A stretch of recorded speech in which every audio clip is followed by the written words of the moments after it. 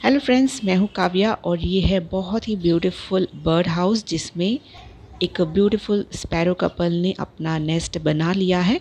तो इस bird house को लगाए हुए मुझे आई थिंक 2 साल हो चुके हैं और फाइनली मुझे एक बर्ड कपल ने मेरे इस बर्ड हाउस को अपना लिया है। इसमें उन्होंने नेस्ट बनाना शुरू कर दिया है। तो बहुत ही अच्छा लगता है। सुबह जैसे ही मैं उठती हूँ इनकी चर्पिंग सुनाई देती है और शाम तक ये इसी तरह आते हैं और अपना नेस्ट बनाते हैं। और मेरा जो एस्पैरागस फर्न का प्लांट है उन्होंने पूरी तरह से ख़त्म कर दिया है अपना नेस्ट बनाने में, बट कोई अफसोस नहीं है।